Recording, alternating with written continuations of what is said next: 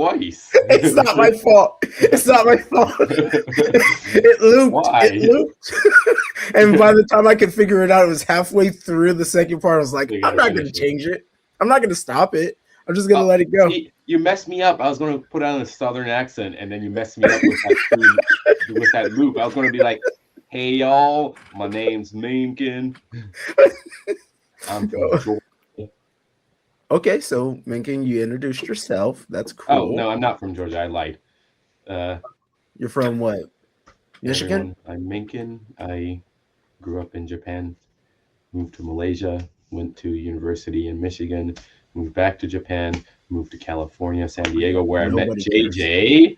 Oh, The hey. worst decision of my life. I Right? Do hear you that agree, frequently. Nathan? Do you agree? I think based on the persecution he subjects you to, Yeah. but then you do keep signing on to like do things with him. Yeah. So I It's think like, you should embrace the consequences of your Wait, choices. wait a second. Wait a second. anyway, The I'm Minkin. Sorry, persecution. we have a special guest, Nathan. Nathan from Honu Sumo, who does a bunch of stuff. Nathan, Yeah. can you give And then we have JJ. people... Yes, JJ. yes. Everybody knows me. Nathan, can you give people a little like recap of you and who you are? Sure. Short version is I was born and raised in Japan, lived there till I was about 10. Came to America. I've lived here for like 35 years, but I go back to Japan every few years just to visit as like a tourist, right? And sometimes reconnect with people I know there.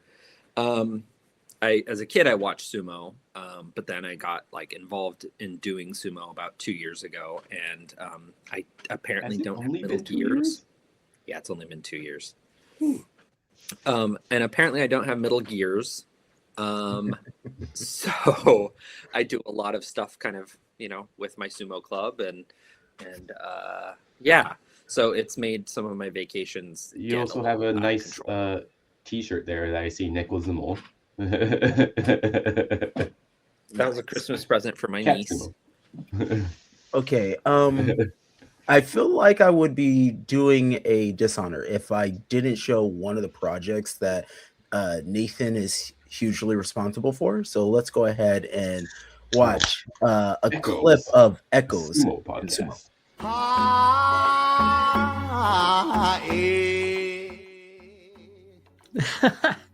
That's so cool. This makes me think of like how, like in school when you learn about the civil rights period, like a lot of stuff is in black and white, which kind of like makes you think that it's further back than it really was. When we absolutely have color photography from the 60s. Like, of course we did. But like this, obviously we didn't have color photography, but the fact that we have one human that spans our story that we're talking about and is still around now, that's ridiculous. That does really hammer home that this isn't like, we're not deciphering cave drawings or hieroglyphics or stone tablets or whatever. This is people that like his generation are the people we are talking about, and some of them are still around in 2025. That's nuts. I was like, why is Jake on this podcast now? Oh, it's not. It was just a video. That's the only way Jake would ever be on this podcast. Has he not been on Minimum Effort? We've been on Grand Sumo Breakdown. Yes. But he's never been on Minimum Effort. No. You don't come and hang out in the mud when you're living in that castle. you have like thousands of views and video, and then we have. Don't worry about that. Don't worry about that. But Nathan, you decided, because you are kind of like me, you don't know how to just do one thing. You don't know how to like do things half-ass. You always go full ass into everything you do. So let's talk about what you the trip. I've been calling it the Mecca trip of sumo.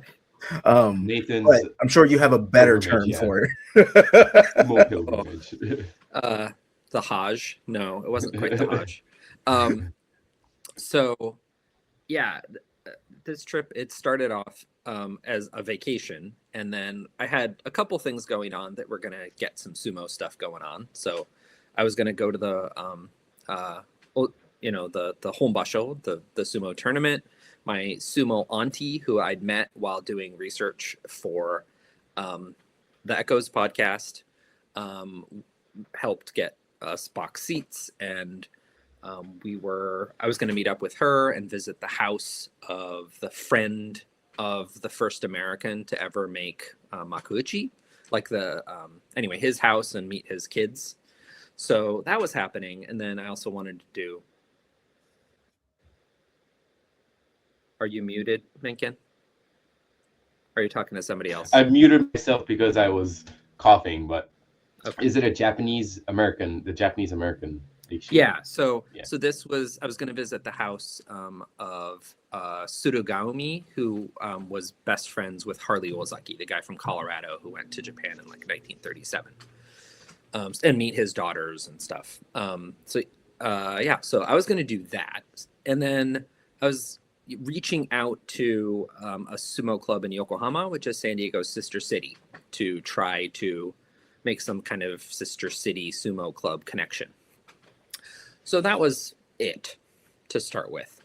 And then just things exploded. Sumo all over the trip.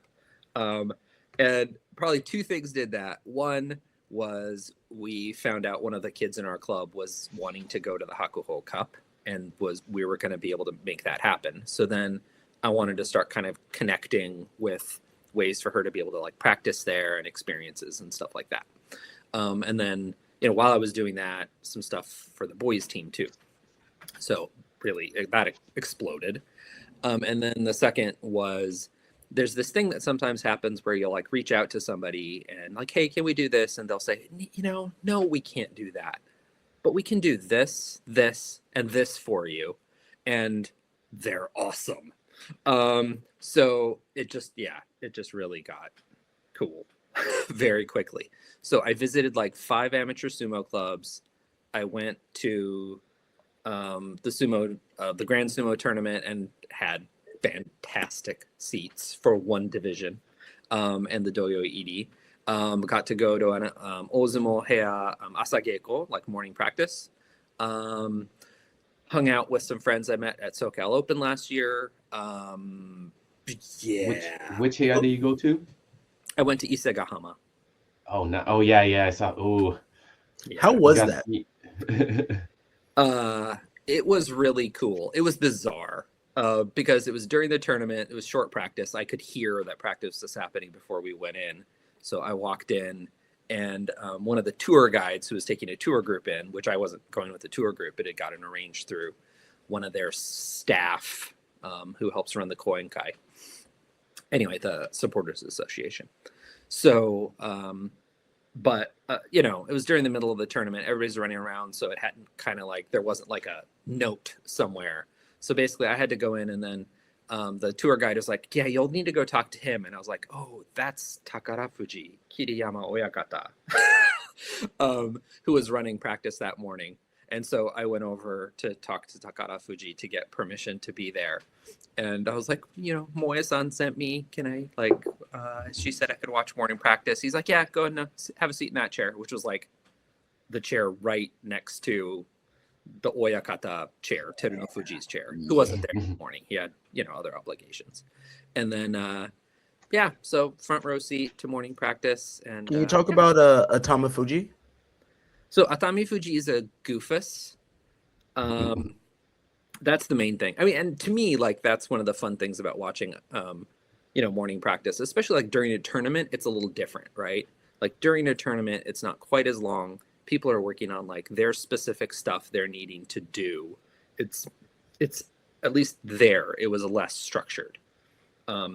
People were doing their drills and everything, but they were working on what they needed to do to be ready for that day, right? Mm-hmm. So it was a little different that way. So like 2 of the other sekitori, like half the sekitori weren't there, and Isegama was like 6 or 7 sekitori. But I think only Yoshino Fuji, Midori Fuji, and Atami Fuji were there. And then Atami Fuji was the only one really kind of doing conditioning and warm-ups. What were the other 2 doing? He's big. In your notes, it says biting like hamburger. Okay, so Yoshino Fuji and Midori Fuji were basically just on the periphery, like kind of goofing around. And at one point, like Yoshino Fuji is kind of like standing in front of Midori Fuji talking, and Midori Fuji is like sitting on a like a beer crate, as you do. And Stables, yeah. yeah. And then Midori Fuji just like grabs Yoshino Fuji like by the mawashi, pulls him toward him, and bites his belly like it's a big hamburger.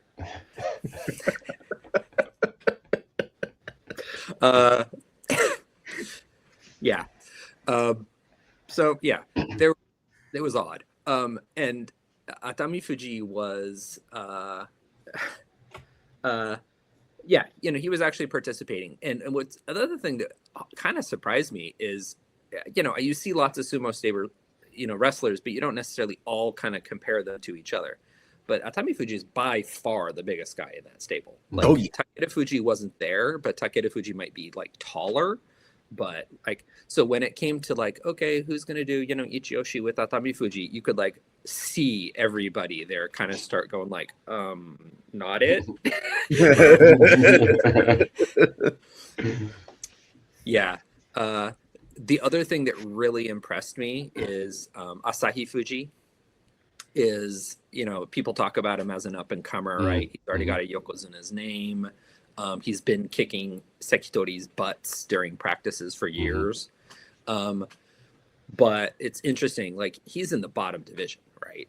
And people at practice treat him basically like a Sekitori. Oh yeah. Like as far as like his knowledge and expertise, and he's out there teaching people stuff, right? Yep. Yeah. And that was the thing that impressed me about him, not just how people treated him, but he was such a good like training partner. Like you could see it. Yeah, the only reason he didn't get in earlier because there was no spots. Yeah. And even now they had to make a kind of an exception for I forget what his new name is. I have a picture with him, so I should remember his name. But the guy who won, I don't know if he won Muksha, but he got promoted to Judio. Those two, they're both Mongolian, Asahi Fuji and but I know who you're talking about. Yeah, but the other guy, like really tall, but fairly thin. He is technically still kind of Miyagi-no. So there's that's why they made the exception. Yeah. So Minkin's been pretty high on this kid for a second. Asahi Fuji. Yeah. Well, and I visited his high school where he was in the high school sumo team. So really? Which high school is that? Asahigaoka. Yeah. Asahigaoka, you said? Yeah. That's why he went for Asahi Fuji. Makes sense for him. It's a Yokozuna's name and Asahigaoka. Yeah. And I think that's the thing. People talk about the Yokozuna name, but he's also doing an homage to his high school. Like, the town that welcomed him when he went to, and Onokatsu has a similar thing where he has Odawara Castle on his Kesho Mawashi, even though he's Mongolian. It's because he went to high school. From the videos that you sent or the photos, were any of those from that location? Yeah, most of the ones with I was going to describe a color. Yes, that one. It's okay. I work good with yes, because there's like 3 photos from the same place. It's Toshino Fuji. Toshino Fuji is the other Mongolian. Oh yeah. All right, so Nathan, can you what can you describe the training here? I kind of want to see what that was like.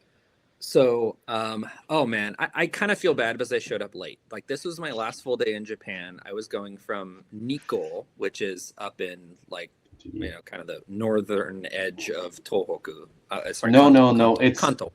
Yeah, I was going to say, like, it's a southern edge of Tohoku, northern. Yeah, southern edge of Tohoku, northern edge of Kanto. So I went from there to Odawara, which is like the opposite end of Kanto. And super fast choo-choos. And then, so I was running late, and on the train ride there, I got a message saying, oh, it's actually not at their main campus, which is a 5-minute walk from the train station. It's a cab ride. So, anyway, so I go, and they're like, all the boys are like lined up to welcome the guest, and I was like, it felt super awkward at first, but the Coach Kishida was very welcoming. He's like, sit down, have a cup of tea. Why are you here? We exchange business cards. And then he's like, all right, guys, get going at practice. So, like most of the practices I visited, because this was like the 5th club in my last day there in Japan, the kids really kind of run the warm-ups and most of the drills themselves. Like at this point in the school year, they know what they're doing. The coach is just providing more like substantive, technical, like individual feedback, right? So they're just start running drills. And the thing that, man, I'll try not to cry, but I was so impressed and inspired by his like training of these kids. It's serious practice. It's hardcore practice. Clearly he sets very clear expectations, but he was so like patient and kind of targeted to the individual needs and of each kid and where each of them are, both with their sumo, but also with their like language ability. Like half the team are Mongolian exchange students. And a couple of them have just been in Japan for a few months. And so, he does drills like during Suriashi, every kid he's talked to them about what their goals are with sumo, right? Is it to do sumo? Is it to go professional? Is it, I think I just want to see if I can make it in university. Is it, I want to apply it to my judo or football or rugby, right? Like why are you doing sumo? How do I help you do the sumo that'll help with your goals? So each is tailored, and there's, if it's all about sumo for them, their style of sumo. So you'll see that like during Suriashi, these kids, some of them have these like really light foam blocks and they're holding them in different ways. And each of them is like the coaches talk to the kid about, what are your weaknesses? What do you need to develop? And so they're holding them in different ways to, all right, I need to protect my pits, or other kids, they're holding weights and they're basically practicing going in to get like a maimawashi grip, right? And strengthen the arm while they're doing it, right? Motion while you're doing your Suriashi. And so, yeah, each of them, was tailored. And same with like most of the other drills they were doing. It was like, how do you build your style of sumo, so it was really cool that way. And then he also did some exercises that, I hadn't seen other clubs do. The other thing I know JJ wanted me to talk about this is that about half the clubs, including this one I saw, did a little bit of warm up at the front end, but they actually did a lot of their conditioning and their stretches at the end. So it was about you half do the your clubs. you do your matawari and stuff at the end, right? Mm-hmm. Yeah. That's why I keep Yeah. telling JJ, and he was. Yeah. So but it was about half and half. There were some clubs that did it at the beginning, some clubs that did it. Minkin, that's not what you keep saying. What do I keep saying? You say stretch before Shiko. Yeah, stretch before Shiko. Yes. Yeah. But they were doing most of their Shiko and most of their matawari and stretching after everything, after bouts and everything. Yeah. We did all of that when I was in the high school. When I used to train at the high school too, it was like stretch, Shiko first, and then if it was really like a really tough day, they're like Shiko at the end as well. And matawari, and then kushiwari, and all this stuff. Yeah. So, yeah, and that was the nice thing about visiting like 5 different clubs, and Nozumo Asageko, is to see how different clubs decided to do things slightly differently. I would like to hear how the all girls sumo club went. Oh, that was cool. So that was the first club I visited in Kyoto. That's Ryoryo Joshi Sumo, so the Ryoryo High School's all-girls sumo team. Right now, there's only about four members, but they might have a 5th that's starting to join. And these girls practice 6 days a week. School days, 2 or 3 hours after, and then on weekends they'll do like one longer session, and then they go 1 day off. So basically they are doing their academics, and then it's all about sumo. Like that is their only extracurricular. And of the 4 girls, one of the girls had joined that team just that year, but it was her third year. Yuna, who's I think the second from the left in that picture. This is university, right? No, high school. High school. Okay. High school. Do they And I only think have a girls team, or do they have a men's team as well? They only have a girls team. Oh, Yeah. wow. Okay. And I think I'm not. It's a girls' school. It's a girls' school. Yeah. Yeah. Yoryo Joshi. Yeah, just it's Yeah. in the name.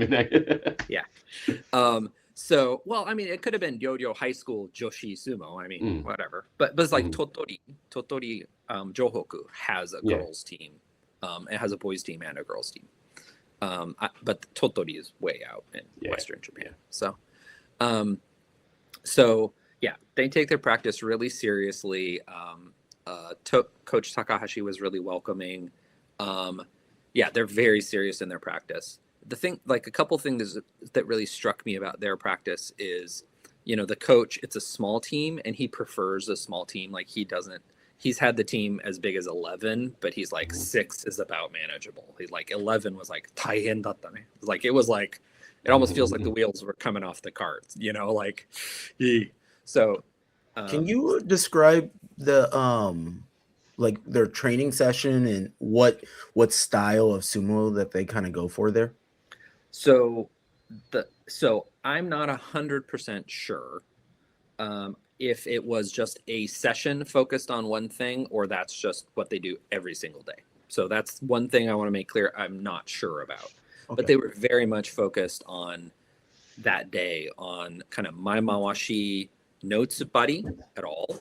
And I generally asked, like, I kind of noticed there was like no tsubari happening. And I started kind of asking, like, do many girls in Japan do tsubari? And almost all the clubs, they're like, no, none of the girls do tsubari. And it's kind of this idea about like upper body strength. But I'm like, wait, but you're wrestling other girls. Like, so it's just about relative body strength. Yeah. And then, a couple of the coaches said, you know what? I think it's more just, we're not giving it a shot. Like if we actually tried, I'm sure we could have girls who'd be, monsters at tsubari. So that was interesting. So that whole session, they were really focused on Maya Mawashi, head position, getting their preferred grip. They did a thing that I noticed a couple different clubs do where before they do any tachi-ai or anything, they focus, like they do sometimes bouts or they're kind of ichioshi, basically without the tachi-ai part, where it's like, all right, what are you wanting to get to? Like get your preferred grip. Okay, now go. So I think about 3 clubs did some variation of okay, now you have your preferred grip. What are you doing? Okay, then they do their tachi-ai. From the kumi, how do you get there? Yeah. So they did that where they did like bouts, but without a tachi-ai. It's like, okay, you have your preferred grip. Now what are you going to do with it? The other thing that was interesting with there, which I noticed a little bit with one of the other clubs, is basically every match, even if it was a match, there was basically an uke and, an attacker, and so every coaching session was really kind of focused on the attacker, who's trying to impose their style of sumo. And all the feedback is directed to them and everything. And then the partner is really just trying to take advantage, but not trying to impose their style of sumo, right? Like it's, if you're sloppy, if you're bad, if you lose your grip, okay, like what are we going to do? So, and that's the thing that, especially in high schools, I noticed the high school kids were getting trained to do that as far as being a good training partner, where, I noticed that with Asahi Gaoka too. That a lot of the drills and even matches were kind of approached that way. Asahi Gaoka is a top level sumo school. Like now we mostly hear about Saitama Sakae and Tottori Johoku are the ones we hear about most, but Asahi Gaoka has always been up there. Yeah, with the rest of the schools. Yeah, it's really good, and internationally, it seems like people don't talk about it very much. And by the way, just one thing with so finishing up one thing with Ryoryo, 2 of the girls spoke pretty good English, but one of the girls was super shy. So I think when Rosie visited, so that was one of the things we kind of like talked about with the coach is what might she need to work on. And I was like, it might be her just first or second time on clay. So, just learning how to work with, with your feet on clay. I talked a little bit about Rosie's style of sumo and stuff like that. So he kind of like came up with what they were planning on doing when she visited. And so, yeah, when our girl who went to the Hakuho Cup, they did a like overnight trip to Kyoto. They went to Ryoryo and visited, and so the 5 of them had a practice session. I heard it went pretty well. So I'm glad. That made me really happy. So yeah. You know what I like about Japanese like clubs and teams and stuff? They're always welcoming to people coming and trying it. Yeah. Like, joining practice and stuff like that. Like, yeah. I don't think I've heard a place say no. Yeah. And I mean, understandably, and I was pretty candid with like, I'm a middle-aged guy. If you don't want me to wrestle your high school girls, I get it. Like, and they were like, yeah, watch. Like, that's fine. But it was funny when I showed up, I met the coach like out on the street, and then he walked me in, and I'd introduced myself in Japanese and everything. So then we go inside, and like the first thing he's like, "Phew, guys, he speaks Japanese." Like, yeah, I was gonna ask about that because like you don't read and write Japanese, so all the correspondence is in English, right? Yeah. Do you tell them that you speak Japanese but don't read and write? Yeah. So I usually tell people that, but sometimes they kind of like forget in the interaction, or they're not sure how well. And they've met foreigners who are like, yeah, I speak Japanese. It's like, and they don't really speak study university literature Japanese. That's not speaking Japanese, right? But I have to also be like, I have limits because I left when I was a kid and I haven't practiced enough. So I have like child Japanese. So, people might use words that I'm like, that's a work world word. And I didn't need that as a 9-year-old or 10-year-old. Right. So yeah. So I was able to mostly talk, but then every once in a while I'm like, I'm sorry, I didn't understand that. And then, at Asahigaoka, the coach brought his daughter who lived in Canada for a little bit to like translate. And then within a few minutes, she's like, because at that point I'd been in Japan for 2 weeks. So like the rust had kind of fallen off. So she was like, yeah, Dad, you don't need me. But yeah, she stuck around. She also, so Asahigaoka, a couple things about Asahigaoka that were kind of cool. One, the way that got arranged, I was reaching out to try to connect with the Yokohama club, and it was one of those like, no, we can't do that. But what we usually do in the winter when it's cold, we don't have our outdoor practice in our Yokohama dojo. Instead, we'll go practice with this team in Odawara, which Odawara is the sister city of one of the other big cities in San Diego, Chula Vista. So I was like, oh, that's great. We're trying to connect with some club in Odawara too. So it ended up being this like, we can't do this, but we can do this awesome thing, which is also how I got into the morning practice at Isegahama. So like, so both those things came from all connected. I'm sorry, but instead we'll do like this. Like, okay. So I was going to ask is like, I've tried to reach out to places and sometimes they don't respond or like they don't have a way to reach out to them. Yeah. And there's some places I've reached out and it's just crickets. Like, and it's just they only take information from like fax machine or face to face, like we have to call them up. Yeah, you have to call them up, right? But there's the people know each other network, right? Like there's all these like overlapping networks of connection in Japan, right? As people move through life, especially their sumo life, they have their network they build within that layer, right? I think one of the things that struck me though in general terms is how these layers at each level do not intersect. They compete against each other, but like certain university networks and systems, they do not talk with each other, and stuff like that, and certain like regions at the high school level. And so that's the thing that, I think growing amateur sumo internationally has almost an advantage over Japan, is that people can find kind of connections with each other by affinity. Like, I like you, or we have a similar where we want to take sumo is similar. So let's connect and let's work together and do cool stuff. In Japan, it's a little bit more like, yeah, we can't really, like, I don't know. They went to a different university, like, and I'm like, what? But why? You guys would be great working together, and so it's a cultural difference, right? And and that makes it so certain kinds of innovation and connection can happen. But in Japan, if you connect with somebody and somebody lets you in, they'll open up like their whole world to you. You know, and yeah, so and I know there's a difference in Japan with how kind of foreigners are treated as almost like a, well, you know, you're a foreigner, like we'll just be more Sure, candid with you, and yeah, you know, so people would probably talk to me and even be opinionated to me in ways that they might not with other Japanese people in Japan, right? Yeah, I mean, like probably the reason I got to train with the high school team was because I was a foreigner. If they had let some random Japanese guy on, right? Yeah.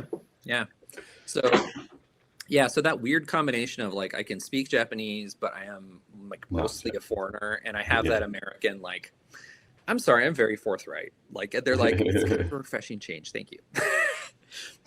So yeah. Nathan, can you talk about Ota? Oh man. Ota Arashi. Yeah. So in Ota City in southern Tokyo, there's this club called Ota Arashi. And they're like really active on social medias and stuff. There's one of the first amateur clubs in Japan where I was like, ooh, that looks like a cool drill. Or like, man, those kids are having fun. So I visited that club, and I visited several other amateur clubs, but that's the club where it just felt like home. Like it felt like Honu, but with. Is this where we? No, this is not where we trained that one time. Yeah, with Takeshi. Takeshi, right? Yeah. It's the same space. He uses it on weekdays, and then they have practice twice on the weekend. And it's a kind of junior high and below club, including like toddlers, and it's a lot of fun. Like that was the thing that struck me right away. The kids were way less timid than most of the other clubs I visited. They were more likely to kind of cruise by and try their English with me. Yeah,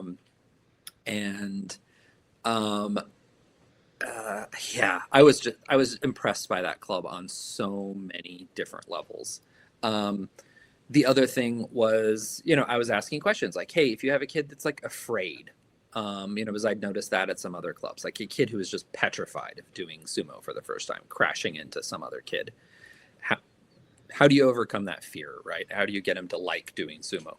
And so they have like a strategy, like they have this is how we overcome that fear. Like, and it was very caring. It was very like we let them play, get to know the other kids, we may start doing bouts without the tachiai because that's the scary part for some of the kids, and they have this like really, really strong culture that's modeled from the coaches all the way down to the kids of the older and bigger take care of the younger and the littles at every level. And everybody's a role model as an example. Like Japan's, legendarily a fairly hierarchical society, but that club really focuses the obligation and responsibility from the older, stronger to take care of and be kind to the little kids, and make it okay for them to participate. And it was really cool. Yasashi, like it was just kind. You could just feel it, like as soon as you stepped in. Can you talk about any possible oyakatas? Yeah, that's the other wild thing there. And I think that speaks to something where I think so it connects to one of the things is like, people might be like, oh, that's like, softy cuddly, like, but, traditional hardcore sumo training. Oh yeah, but there's a bunch of oyakata that when they want their kids to do sumo, that's the club they send their kids to. And they have 2 national champions, like, right? Like the results are good. So shut up. Okay. So I was sitting there and like there was this kid, who was like lined up to do a Suriashi, and like the VP of the club who was sitting there kind of turned to me and she's like, oh yeah, that kid is Oyakata so-and-so's son. I won't say it online. Like I've told other people offline, but I won't put it out on blast and say where Oyakata's kids do spend their weekends, right? But yeah, and I was like, you can tell me after the show. You can tell me after the show. No, Menken, you will never know. Whoa. So, and I was like, oh, I see the resemblance. Like, oh yeah, okay. And then so, later then the oyakata, this is like during the basho too. Like the oyakata comes up to like pick his kid up from class. Like, like, and I was like, wait, shouldn't you be like a shimpan? Like, are you supposed to be doing stuff? Awkwardly selling stuff at Sumal at the Kokugi. So so then oyakata, like one of the oyakata swung by and picked his kid up a little early from class and then started like coaching the kids. And the other thing that really impressed me about that oyakata is that he wasn't just giving his direction and kids to like junior high kids who he might be able to recruit in a year or two. Like he was helping little kids, he was helping girls who have no prospect of going pro and going to his stable, but he just like couldn't help the coach instinct, right? So that impressed me a lot about that oyakata, and it was very supportive. And then there was another recently retired oyakata whose kid went there, and he, now that he's retired, does Abema commentary. He came by and introduced himself. We chatted for a little bit. He also arranges like sumo stable tours and experiences and stuff. So yeah, he will not mind me promoting his business, Tenkaiho, former Tenkaiho. Tenkaiho, he's also no, he retired. Yeah. Former Tenkaiho, recently retired. Yeah. Mm-hmm. Yeah. He's not. So he's not like, old either. No, he's not. I mean, he's like 35, 40. Yeah. So Nathan, you had so that particular club had a group session that they kind of created for the US and the UK teams, but something got in the way. Yeah. Right? Can we talk about that a little bit? What got you're in the way? trying to get me to like okay. I did not go to the Hakuho Cup trip.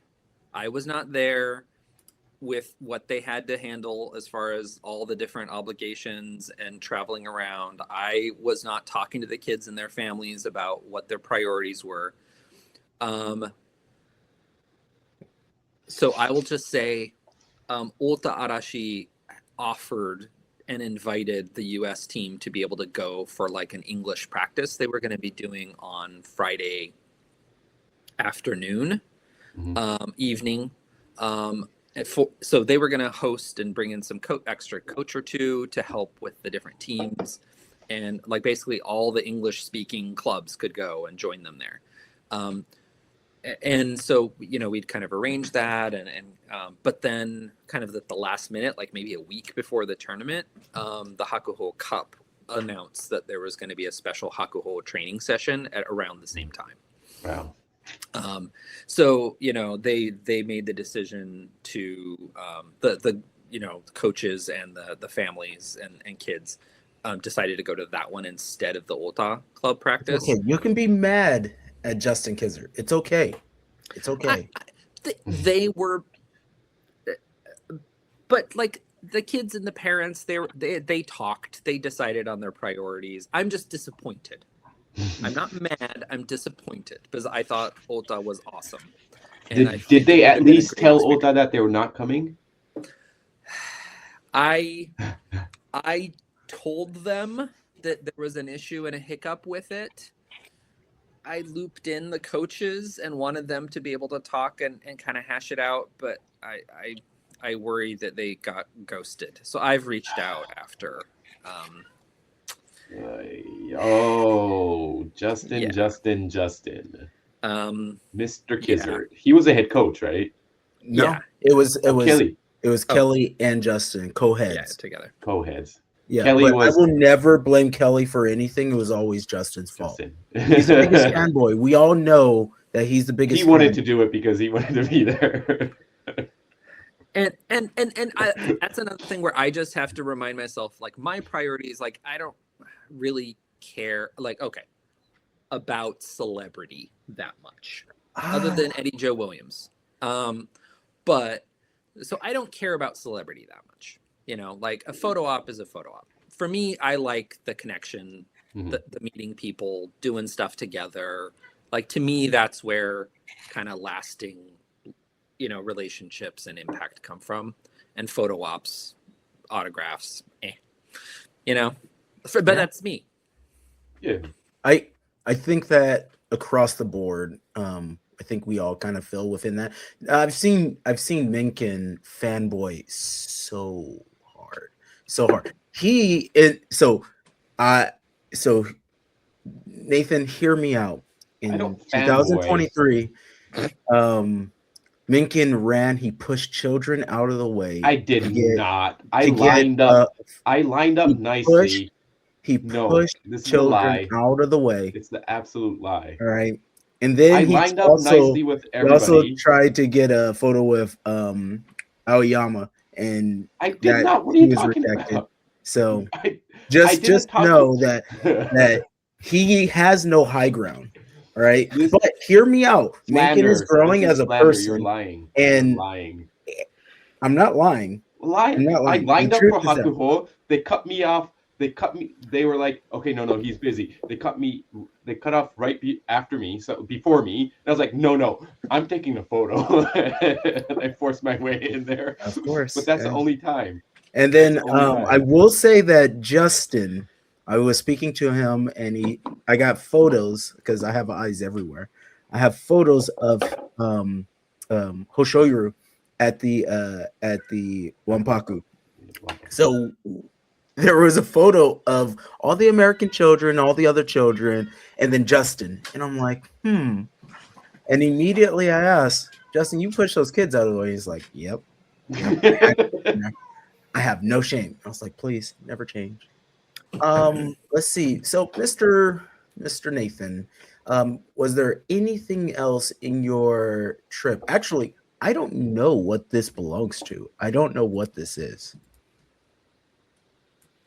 What is this? Oh, so that.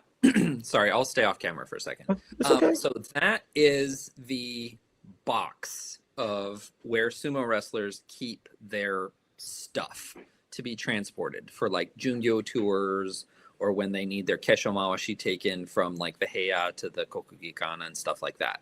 So it's the storage boxes. Akeni, is that right? And so this is Surugami's box, one of his boxes that his kids kept. They got rid of some of the other ones or they broke down a little too much over the years. So Surugami was a guy from Shizuoka who actually joined the Kansai Sumo Association in the mid-30s. And then he eventually joined Dewa no Mibeya. And for some reason, befriended this 6'5" tweaky kid from Colorado, Harley Ozaki, who was there. And they became lifelong friends, like until Harley Ozaki's death in the late 90s. They were just friends from the late 30s till the late 90s. And so I was able to visit his daughter's house, two of his daughters out in Setagaya in Tokyo. And they pulled out you can see at the top right there, his big giant brown jacket. They let me put it on. And I was like, really? And Surugami was like 6'4". And so, so they brought out his yukata. For the time, yeah, they brought out his yukata. They gave me one of his like little koenkai towels, like a little like handkerchief. They're like, yeah, you can have this. And I was like, because he had a little supporters association too. We went through all the photo albums and I found a bunch of pictures of Harley Ozaki in there too. So and they let me take pictures of those. They showed me his judo championship medal. So he, a plaque. So he won the judo championship in like 1941 or something like that. And after he quit doing sumo, he became a pro wrestler. If you guys heard of Riki Dozan? Yeah. Yeah. So like legendary Korean. Oh, that's Rikido. No, they were friends. Like they were actually partners. They were ring partners. Yeah. So Riki Dozan recruited Surugami, and so they pro wrestled together. So the other service I provided is the daughters are like, they brought out the pro wrestling photo albums and like handkerchiefs that were signed from when he did like US tours or US or Canadian wrestlers came, and they're like all these things in English. They're like, who is this? And I'm like, I'm using Google and being able to read the autographs and be like, oh, that's oh shoot, who was it? Like, was it Bobby Olson or something like that? The whole Olson family, which are like legendary wrestlers from like Kansas City. So like between, you know, like a name and Kansas KC, you know, I was like, okay, so I think his grandson is still a pro wrestler, you know, and so they were like super excited that I was able to like find stuff about, you know, their dad's pro wrestling career too. So yeah, it was super cool. So this was an outgrowth of the Echoes Sumo History podcast. So I was able to find out more kind of stories about Harley Wazaki's life in Japan after he kind of got stuck there during World War II. Not kind of, he definitely got stuck there during World War II, and then just stayed. So there's we missed a couple things, and I want to make sure that we get back to it. In our last Keiko, you brought this into the club, and I want you to speak why you think it's a value, and the little details that they added while you were there.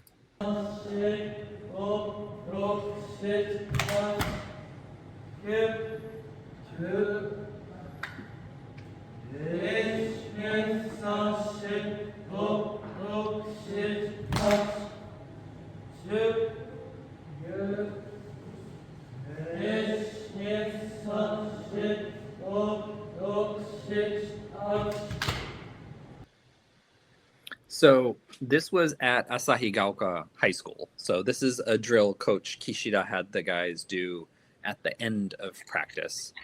And he had them do these super slow 8-count shiko against the wall. And he had them do 30 of them, not like 100, but 30, but they're super slow count.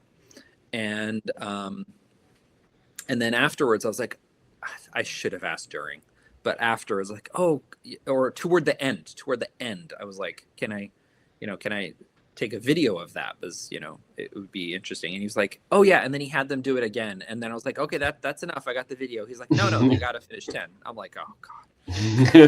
Poor kids. They just went through 2 hours of Keiko, and then now it's like, okay, because you want to take a video.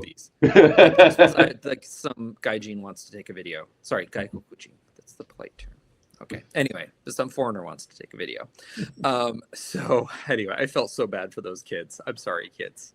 But so Coach Kishida was telling me like why he has them do that, and you know, he's like, it combines the benefit of koshiwari, the kind of wall squat, you know, where you're keeping your head kind of above your hips.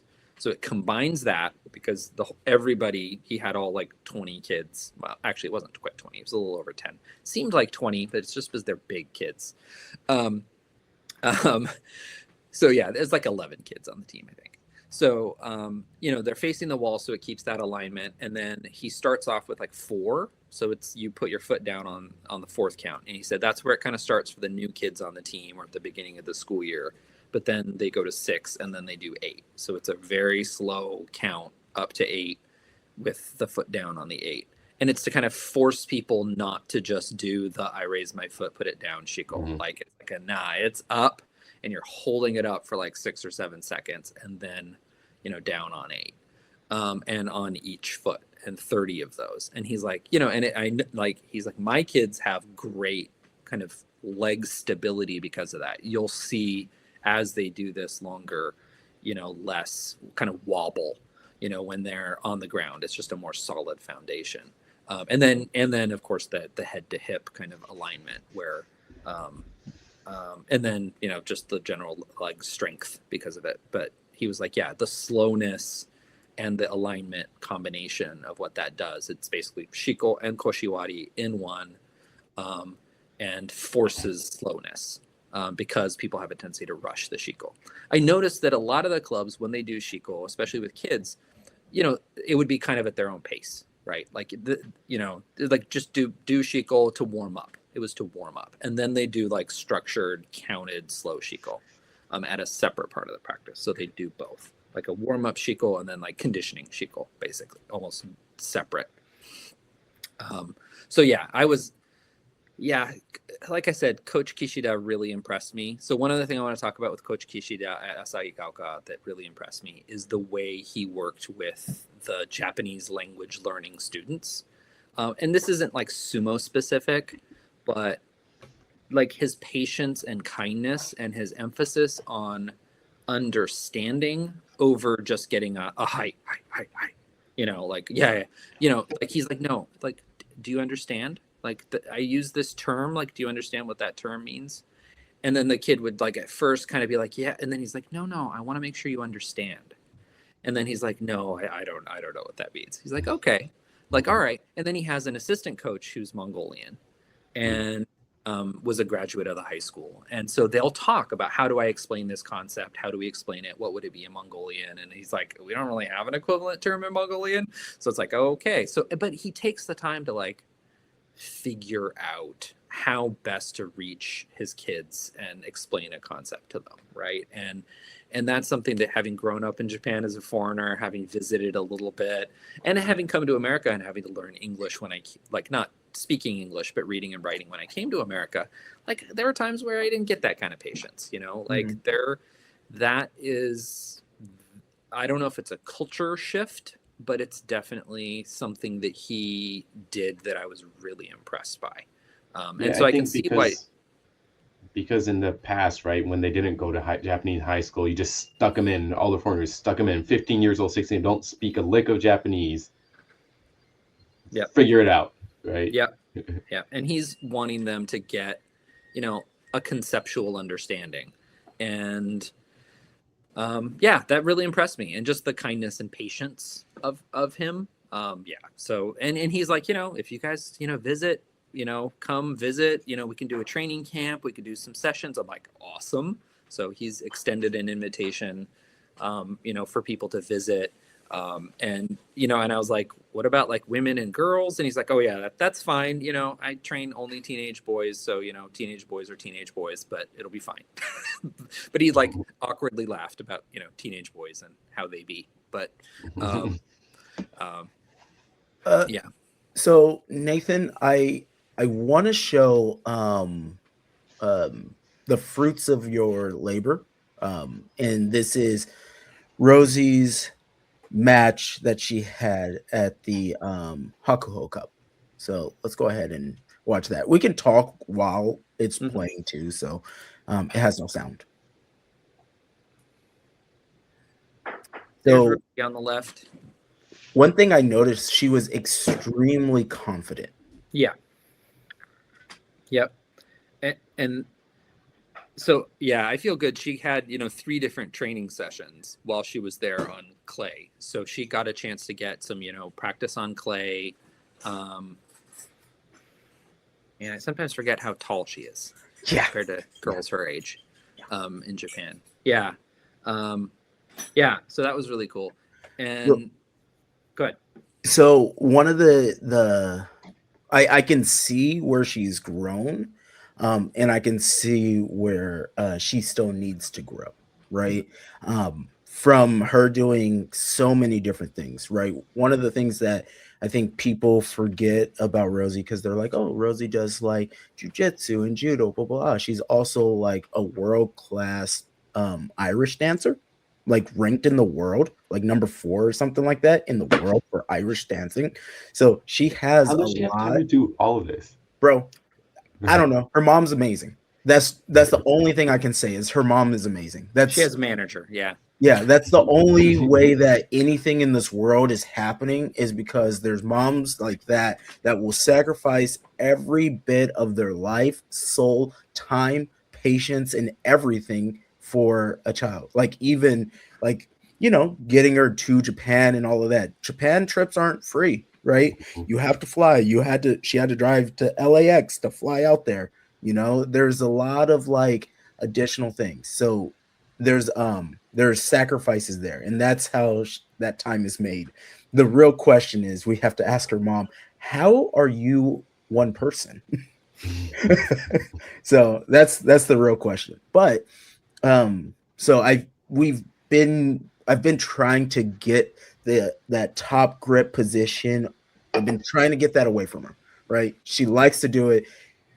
Usually she's practicing with taller people, so it's even worse when she comes over the top.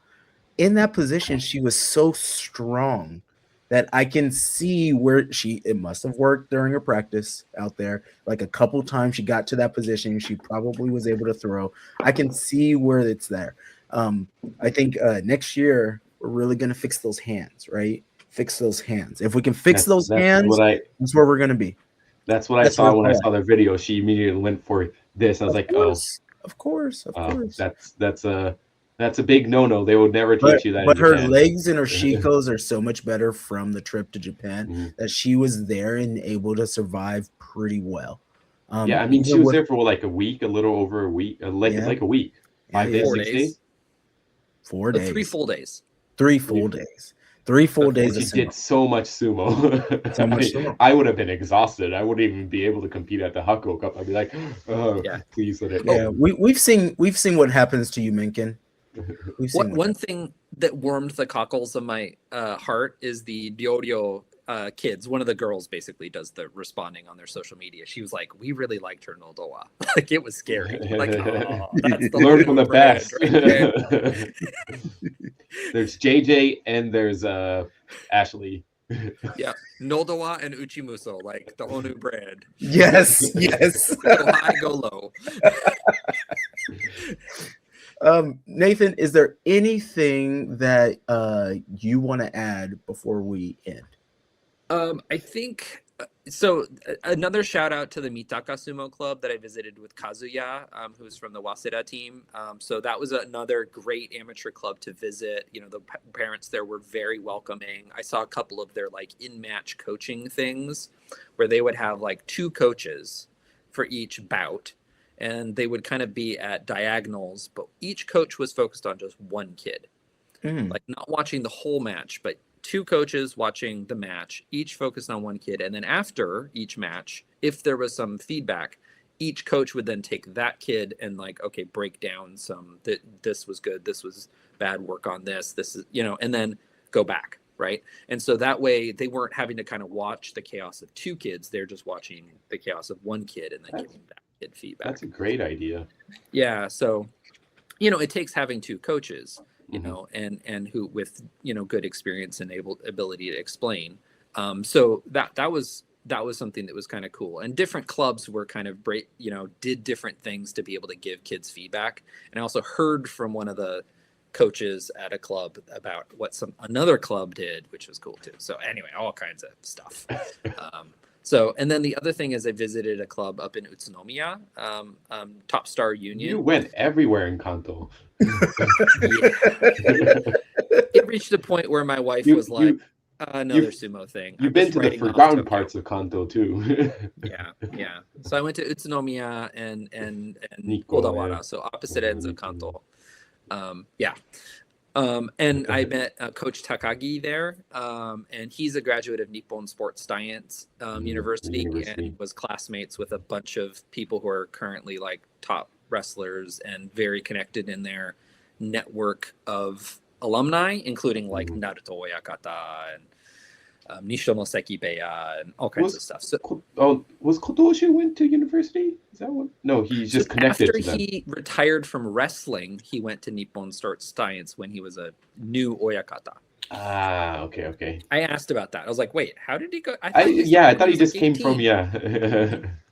Okay. Yeah. So that's while he was at Oyakata, he was going to get his degree. Yeah. I see. Yeah. Cool. So the other thing that Coach Takagi is doing is really kind of cool. Is he's trying to build like a sumo business and promotion of like holding events, workshops. You know, I think he even hosts some of the Jungyo tours and stuff like that. So there's a lot to kind of break down. He's a good coach, clearly got his kids well drilled. They pretty much run practice, and then he just gives feedback during matches. So he, sets a foundation, expectations, then they run with it. And then he did some things that kind of like Ichiyoshi drills and stuff that I, tried with us in the last weekend's Keikos at our club.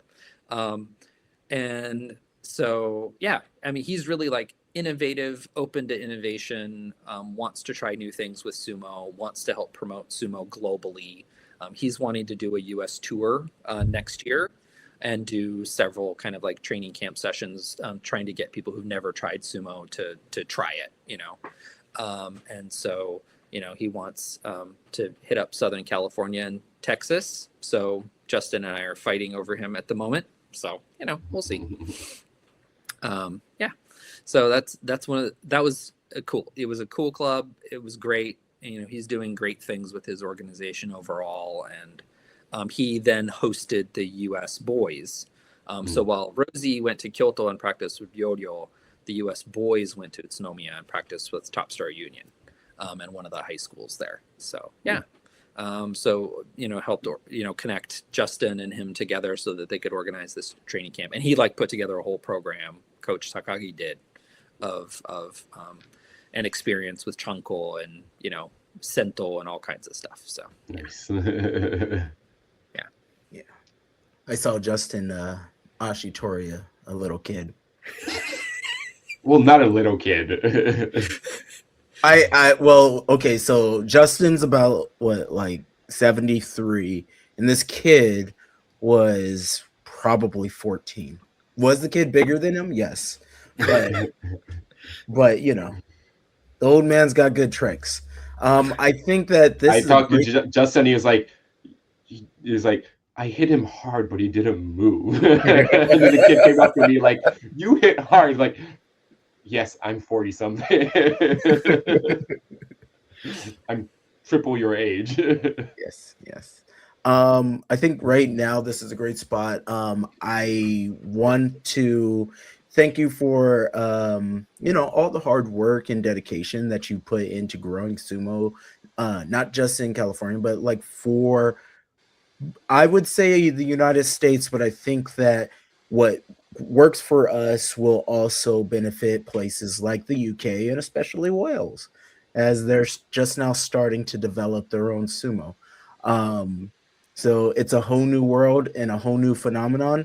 Let's keep it up and keep it going. And with that, I'll say, Auf Wiedersehen, ja, mata. Once I get my hands on you, it's over. You better be ready, ain't no hold up. I might be too much for you to handle. Especially if I get you where the angle. Gonna get you to go down. I'ma push it to the max. I'ma get you to go down. Get to the max. I'ma get you to go down.